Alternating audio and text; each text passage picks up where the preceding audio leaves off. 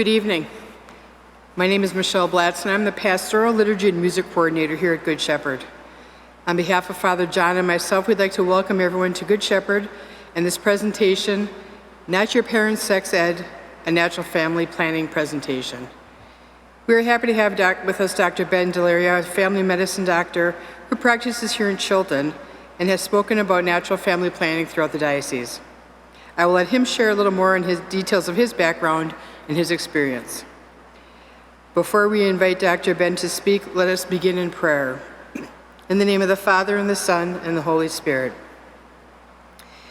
God created mankind in his image. In the image of God, he created them. Male and female, he created them. God blessed them, and God said to them, "Be fertile and multiply, fill the earth and subdue it. Have dominion over the fish of the sea, the birds of the air, and all the living things that crawl on the earth." As we hold up church teaching on God's gifts of married love and life during Natural Family Planning Week, it is essential to keep an openness to God's plan for procreation.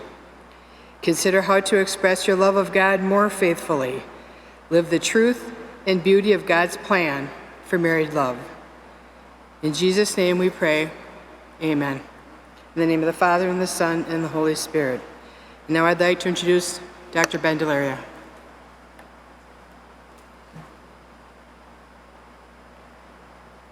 Is it working? Is that right? Good? All right. Well, I'm Dr. Ben Dellaria. For all of us that are here, I'm happy to be here, and I guess I've wanted to be able to use my skills for the parish in some way. Yeah. But yeah, I'm here to give a presentation on natural family planning, maybe a hot button topic that not everybody likes to talk about, but it's truly a treasure that the church has. I guess one of the things that I want to talk about is how we got to natural family planning, like how this existed, right? This is somewhat of a new invention, but the story kind of all starts with like contraception existing, right? So really no churches had any teaching on contraception for centuries because we didn't have it. The only method of contraception really would have been an abortion, which was a really brutal thing when it was done in ancient history, and everyone kind of knew, hey, that's probably wrong.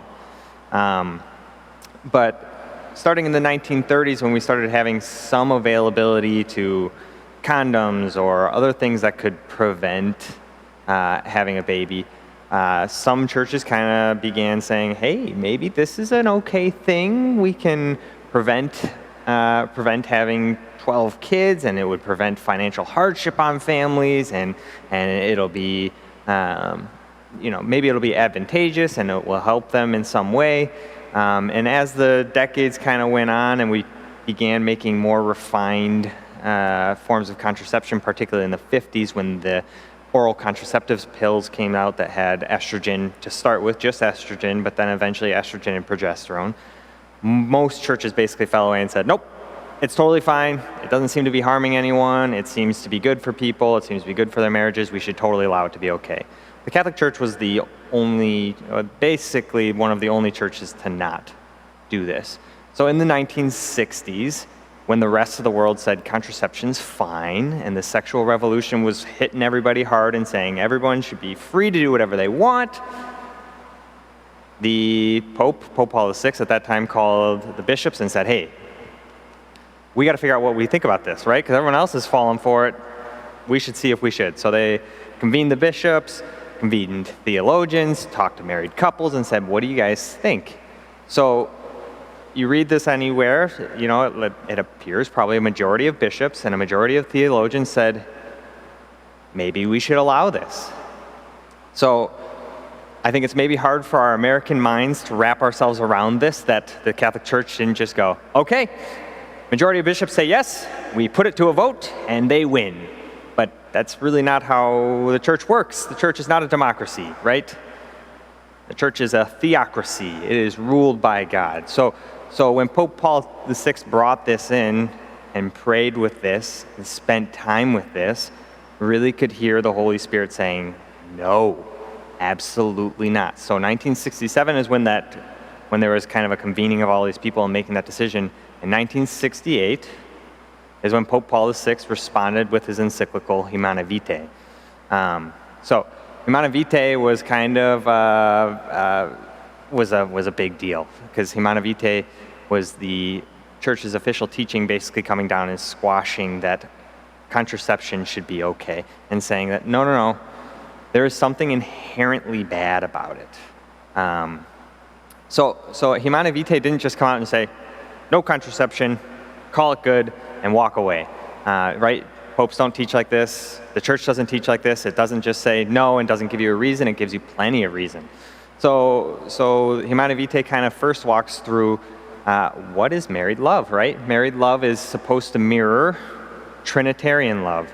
So just like the Father loves the Son, and so their love together pours the Holy Spirit forth, married love is supposed to be a husband and a wife, and what comes forth from their love is children. So he kind of spells this out, that it is supposed to look like this. And the other thing, right, so what we know about married love is supposed to be for life, right? It's not just something like, it's a feeling, we feel like we love each other today, we'll stick together for the next week, and we'll see how things go next week, right? It's supposed to be lifelong. And so when he goes through this, too, one of the things he hits is, now we've talked about what married love is, and now he gets a little more specific, and he talks about intercourse. What's the purpose of intercourse? And you know, we talk about intercourse today, and we talk about what's the purpose of intercourse. We're now 50 years post the sexual revolution. Most people say the purpose of intercourse is pleasure, right? It's there for fun. And a lot of people will tell you, yes, intercourse is also there for unity, right? It's supposed to draw those two people together. But the church has always taught, and it's quite clear by reason, that intercourse isn't just meant for unity and for pleasure, but there's something also that's important, and that's procreation, right? We're meant as well to be creating something from this. And to some extent, it's a big gift that God gave us, right? It's the one time we get to participate in God's creation, in intercourse, that we get to be creative with God. We get to create another human. And so in his encyclical, he talks about intercourse being both unitive and procreative. It's not one or the other, but both. And so things that separate those two things are going to be unlawful in the church, right? So things that are not unitive, they're not bringing the couple together, those are going to be condemned. So if we're doing, if there's intercourse that's not supposed to be together, right? So premarital sex doesn't fit unitive, right? There's not supposed to be union here. There is no marriage, and thus there should not be a unitive aspect of it. Things that are not procreative, we should be condemning as well, just at the same level. So things that are going to prevent that, your condoms, you've got spermicides, you've got IUDs, but then the other obvious one is an OCP, or an oral contraceptive pill. So he kind of spells this out. This isn't just that we're willy-nilly picking it out of the air that we think, this is bad, we shouldn't be doing this, we shouldn't be doing that, this seems to be inhibiting people's fun, so we're going to take away this. There's reason as to why he chose this. So the next part of Humanae Vitae that he kind of goes through too, though, is he's hitting on kind of what he thinks is going to happen if we allow procreation. And so these are kind of like predictions or prophecies that Pope Paul VI had from this. And I think if we think about them for all of 3 seconds, we're going to find, geez, wow, these seem to have come true, right? So the first one is that he kind of said, if we open the door to contraception and we separate procreation, we're going to be allowing the door and opening the door to marital infidelity, right? And why is that?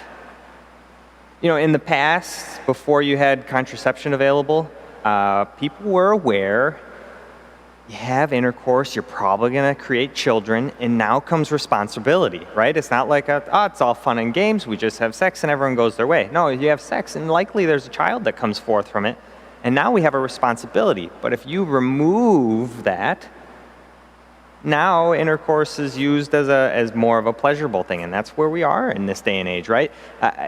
The term "oops, baby" is like the most ironic thing ever made, right?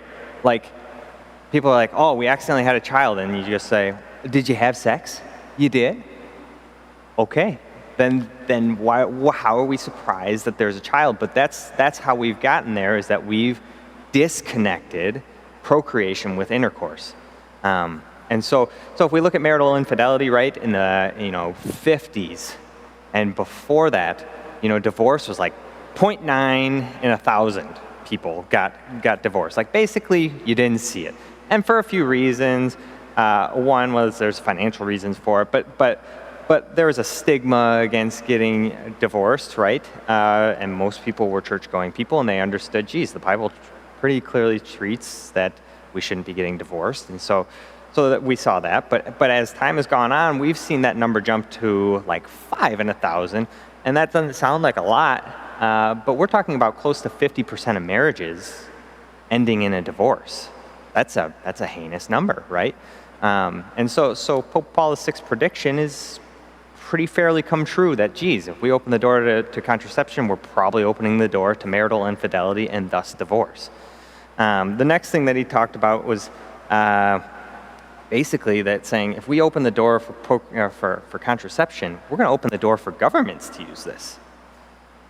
I mean, it's pretty obvious that this came true, right? China has enforced for many years a certain number of children you're allowed to have. There's laws in the U.S., there's laws in the U.K. that a child, so less than 18-year-old, may get contraception, including like long-acting things. So like a progesterone bar that they put in their arm, or an IUD, right? Things that their parents might not know happened. Do that without parental consent. So now the government is saying, hey, your parents, how they're there to care for you and to help you make good decisions, and their job and responsibility is to do that. You don't need to listen to them. We'll take care of you. You just go do your thing on your own time, right? And so this is a big problem. So that was one of his other things that we've seen. So the other one that he just said is kind of a general loss of respect for women. And I think, that sounds like a pretty vague term, and you're like, well, geez, I guess that could come true in any way, right? But one of the things that we're all talking about in this day and age is we're talking about sex trafficking, right? This is a huge deal everywhere. Sex trafficking is not just like, this isn't just happening in third world countries, this is here, right? And again, when you allow for contraception, you make intercourse cost low. Maybe not cost free, but you make it pretty low cost. And thus it can be used, and thus used of people to get it. And the irony of the sexual revolution was, this is for women. This will free women. It makes no sense, right? Like who was looking to have intercourse before 1960? Was it like women were like clamoring? It was like, no, men are the people that have those appetites that they're trying to satisfy. It wasn't freeing women. If anything, it was enslaving them worse. And we've seen that. The other place we're seeing is in pornography, right? So it's something like 1 in 5 searches on the internet is for pornography. And it's like a multi-billion-dollar business. Like, yeah, we've seen pornography explode. We've seen sex trafficking, and the idea, a general loss of respect for women. You just you can't even let your kids watch the Grammys or any of those things, because you're going to watch some woman walk out with no clothing on, and it's acceptable, and it's not for her, but it's just that this has become our mindset that's fine, and it's like, but we're displaying our body as some sort of tool instead of the gift and the image of God that it truly is supposed to be. So his last one too is just kind of this sense of loss of humility as ourselves as humans and seeing us as being the ultimate power. And feeling like we don't need God because, you know what, we control our procreation, so thus we don't really need God to help us in this. We've got control of this. And I think in this particular day and age, it's becoming really clear that people want to remove God from being necessary, right? God, we don't need that. We've got all this good humanitarian stuff for each other. We can just love each other as we are. And God isn't necessary, but forgetting that God is the one that supplies us that love. It's not like we are self-creating this love. God gives that to us. And so his 4 big things have essentially come true over the past several decades, right? And not to say that, you know, like these are perfect prophecies, but they were at least at a bare minimum predictions that I think have, to some extent, come true. So then the question is, he condemned contraception. So then is he just saying everyone should just have a bazillion babies? Just don't do anything. There's, you know, it's free game. Everyone's just going to have unlimited kids. Hope that you don't run yourself into financial ruin. No, he didn't say that. So immediately after saying this in his encyclical, he runs into what our responsibilities are. And he goes through specific groups. So he hits Christian couples. He hits scientists. He hits doctors. He hits priests. He hits bishops, right?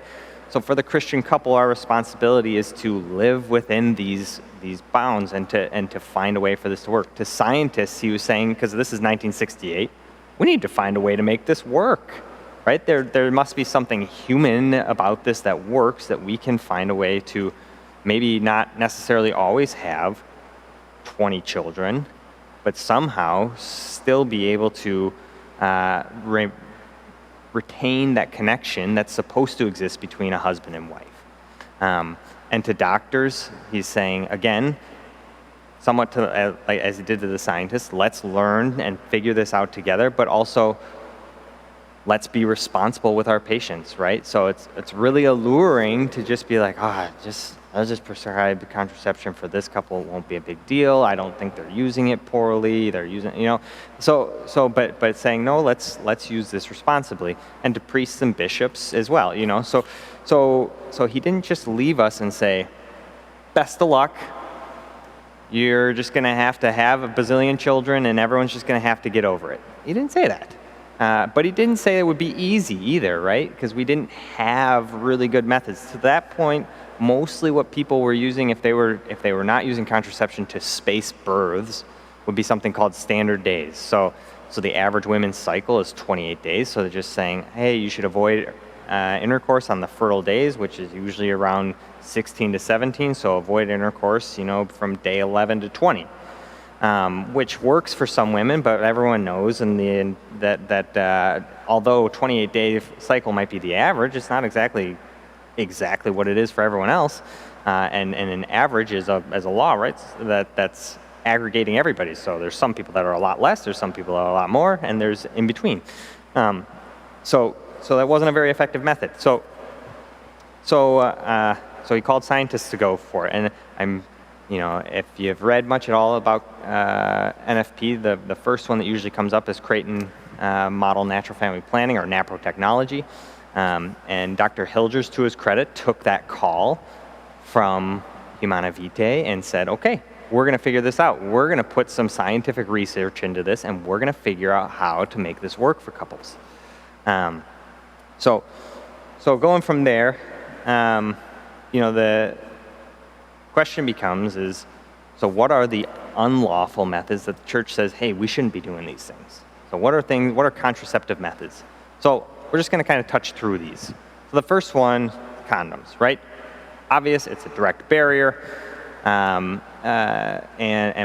what's going on here? What does the church disagree with? Well, it's separating intercourse, it's separating unitive and procreative. So condoms, if used perfectly, work 95% of the time. Unfortunately, human beings don't use things perfectly, so it really works 82% of the time. So if you had unprotected intercourse for a year and you were just using a condom, 18% of people would still have a baby. So then the next group of things are spermicides, things that are supposed to destroy sperm.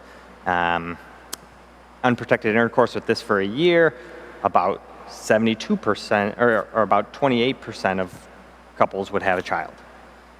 Use OCPs. In that perfect world, you would have no children, right? It would be less than 1%.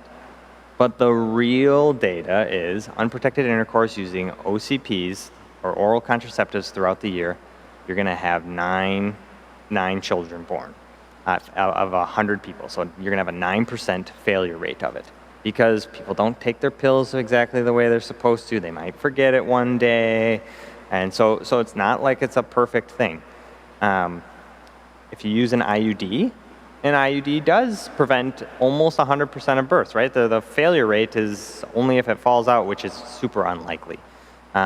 The problem with an IUD, and it's a lot of Christian churches have problems with IUDs, is because IUDs are not only contraceptive in nature. There are some that are contraceptive in nature in that they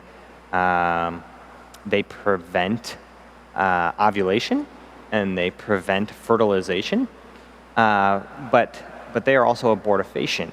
That is the large way that they work, particularly in, like a copper IUD. It makes the point of it is to make the uterus an uninhabitable space. So you have ovulation, you have a sperm that fertilizes the egg, it gets to the uterus, and it is not a place that actually can hold an egg. And so IUDs are inherently wrong too on that part.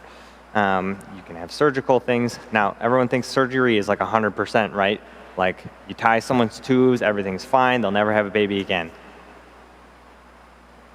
The human body is not made for that. The human body was not made to not have children, right? The human body was made to procreate. God made us this way.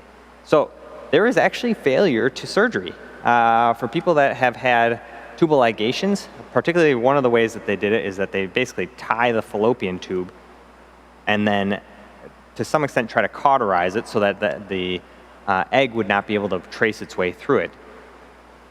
When they do that, though, the fallopian tube can actually recanalize. It will dig itself a new hole to be able to move the egg through because the body would like to procreate. So it's not 100% on that either. And the last one, and I'll just put this out there. NFP can be used as contraception. Like it can be used incorrectly.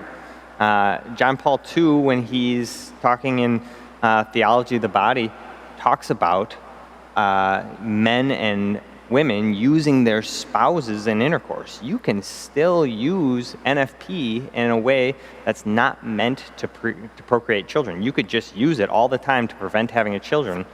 And if we're not open to God's calling in this, and we're not listening if God is asking us to have children or not, that would still be unlawful according to the church. That would still be incorrect. You can't just not be asking God to be open to life and just use it indefinitely to prevent children. And so increasing breast cancer, while we're trying to reduce ovarian cancer, you would have to reduce ovarian cancer by basically 100% while only getting a 8% increase in breast cancer for it to be a straight wash.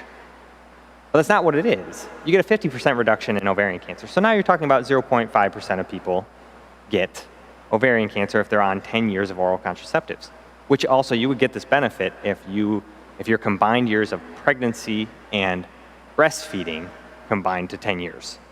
So just as an FYI, it's just trying to say 10 years of non-ovulatory life. So that's one. But breast cancer, what they found, New England Journal of Medicine pulled this study. It's from the Netherlands. The Netherlands have like the best epidemiology in the world because they put everyone into a registry, everyone's medications get put in there, and then they can just pull data whenever they want. So they looked at women that were on contraceptives, and sure enough, if you're on contraceptive pill for more than a year, you've increased your risk of breast cancer by 20%. If you're on it for 10 years, you increase your risk of breast cancer by 40%. So it's maybe not as innocuous as we had always thought. Kudos to New England Journal of Medicine for printing this, because it's not exactly a pro-life journal, right? They have all sorts of political reason to not want to print this. So kudos to them for printing it, but it kind of it made it pretty clear that oral contraceptives actually do have some risk for breast cancer. So these are the things the churches have said no to, right? So then when Pope Paul VI said these things are not going to be okay, and why? Because they're separating unitive and procreative from each other, he said, all right, what are we going to do? And so scientists and doctors kind of came up with a couple different things. So when we look at natural family planning, there are two main camps that they get split into. So one of them is called symptothermal, and when you're actually following a body's basal body temperature. So basal body temperature of a woman is about 0.4 degrees higher after ovulation than before. And it's because progesterone doesn't exist before, and it exists after ovulation. So you can watch the cycle, and if a woman's basal body temperature, so they check their temperature in the morning, is about 98.5 usually, after ovulation, that temperature will usually rise to about an average of about 98.9.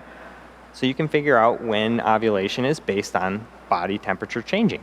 And this basically exists because of the hormone progesterone that is started after ovulation occurs. The other major camp is cervical mucus. So a woman's mucus actually changes throughout the cycle based on the hormones present. So when estrogen is present, there's a small amount of mucus that is made, but near ovulation, that mucus changes quite a bit actually.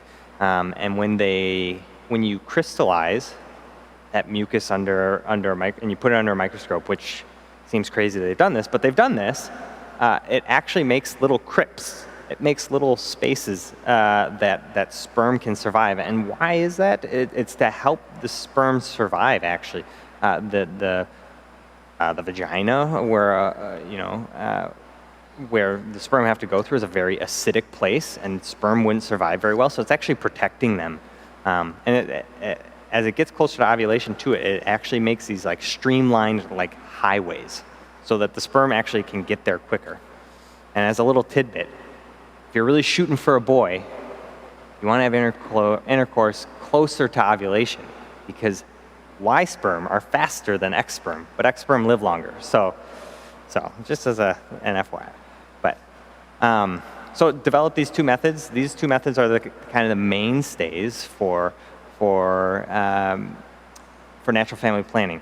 So back to that question too of, well, can't we just use natural family planning as contraception, right? Can't people just do that? Isn't A, isn't that bad? Or B, could I just kind of not tell anyone that I'm doing that? And I was talking to a priest about this when I was in medical school, and one of the things he talked about for natural family planning as to why the church said, hey, this is totally legit. He gave the analogy of playing basketball.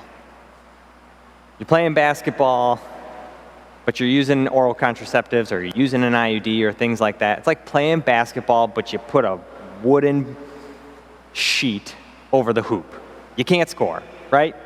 You go up to dunk, it doesn't matter. The ball hits the wooden sheet, it flies off, it doesn't go through the hoop, no basket. NFP is kind of like you're shooting full court shots, right? I'm aware of when ovulation is coming.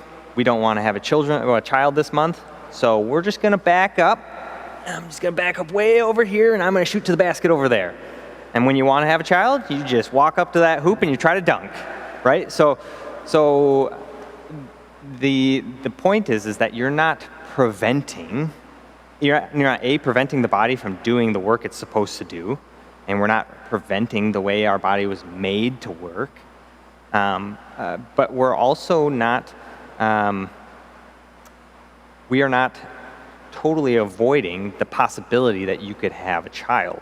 So you know that anytime you're going to have intercourse, geez, there's definitely a possibility of having a child because we're doing nothing to block it. We're just using timing to avoid it. But geez, I mean, the body wants to. It could ovulate anytime. So like one of the other interesting things about OCPs, if you used OCPs continuously for a year, never came off of it, most women will still ovulate once a year. And it's because the body wants to, right? Like the body is not made to just not ovulate. And the body will just say, nope, we're going to throw some progesterone and we're going to ovulate today. So we get to there. But so both of these forms are the way that we've kind of teach NFP. For the Wisconsin area, there's a Marquette method, and this actually measures, I think they use a little meter that measures LH levels, which is the hormone that stimulates estrogen. And so this takes a little bit of time because it actually needs to basically adjust itself to that woman's levels. So it might take a few cycles to kind of figure out what it's like. So that is an option. Like I talked about at the beginning, the far and away most heralded one is Creighton Natural Family Planning, and that's based off cervical mucus. There's some significant more detail to how it works, and thus it gives more specificity about when a woman will ovulate. But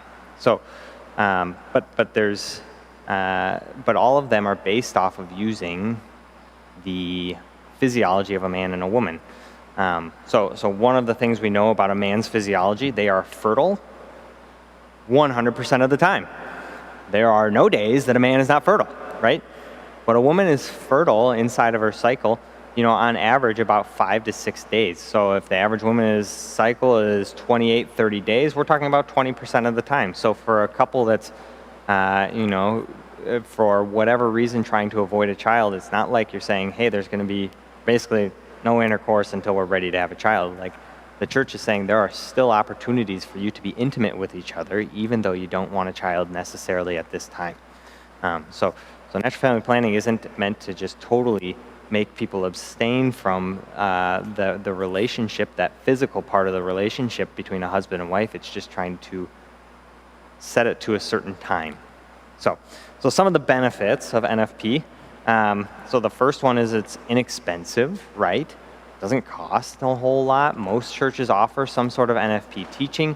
If you're really in financial straits, any of us are willing to try to teach this because we understand the benefits of it.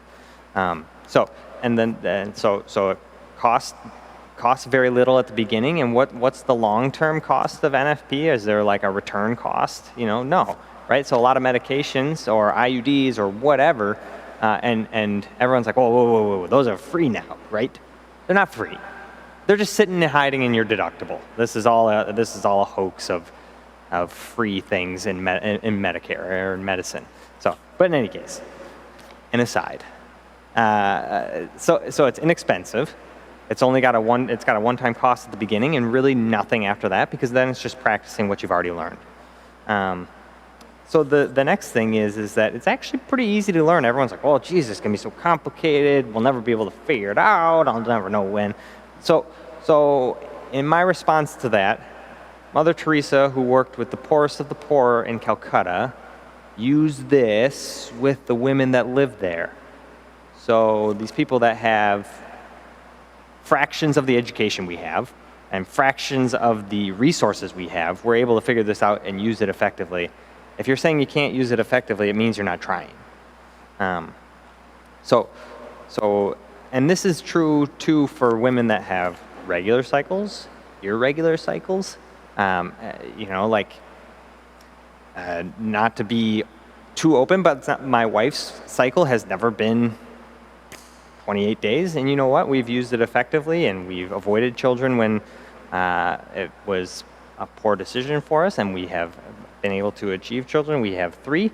and we're very fortunate to have them. So easy to learn, easy to use. The other benefit for women is really just this understanding of like some fertility awareness, just understanding like this is how my body works, right? We all kind of want to have this understanding of how we work and how can I make myself better. You know, you look in the world now and everyone's like, I got to exercise and I need to avoid, these kinds of foods and blah, blah, blah, blah, blah. And then we're going to use hormones for the things. Like you don't want them to put hormones in your chicken, but you're willing to take one yourself. Like what's going on? But this fertility awareness allows us to understand our own bodies better. The obvious thing to go along with this too is there's no side effects, right? There's nothing that you get that happens poorly because of NFP. There's no bad thing. There's no side effects of taking NFP or whatever it is. Other thing, obviously fosters some communication between the couple, right? If you're going to use NFP, it means you're going to have to constantly have some sort of conversation. Hey, do we feel like God's calling us to be open to life this month? Or do we feel like, you know what, we maybe should be avoiding this month? But you can't just willy-nilly do whatever happens. You kind of got to talk about it. And I'll come back to this and the disadvantages or the drawbacks. And maybe the last thing is that it fosters chastity. Everyone in this day and age truly thinks that chastity is this like, it's meant for people that aren't married, right?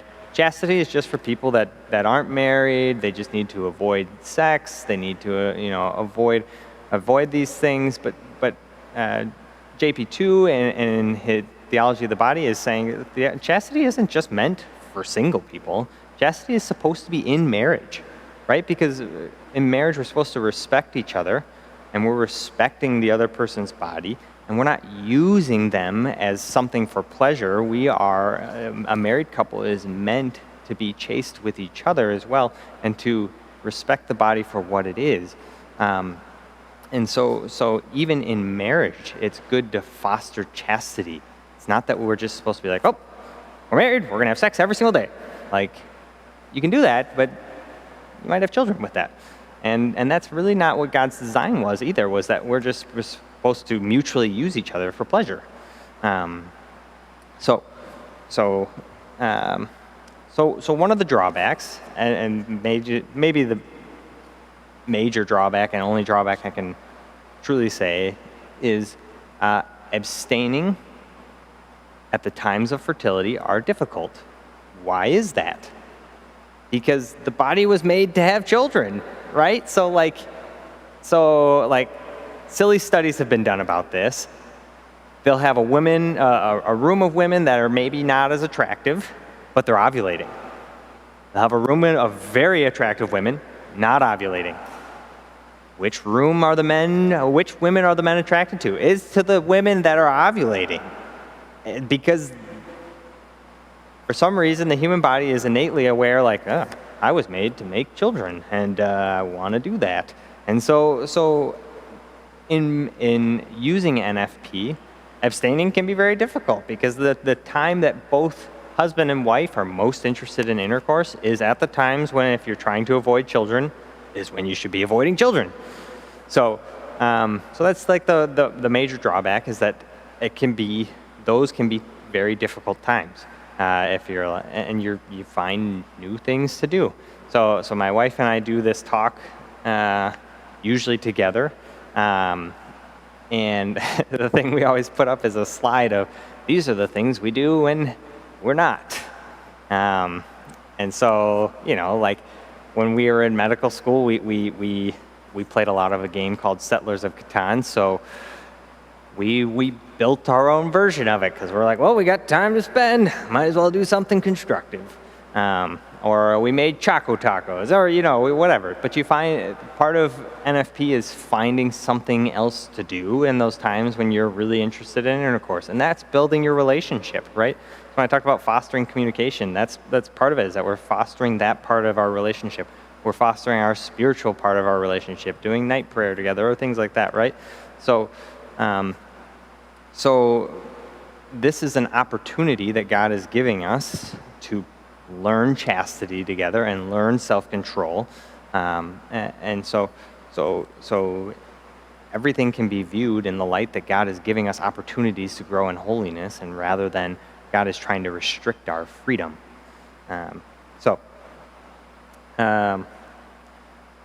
That is mostly what I have.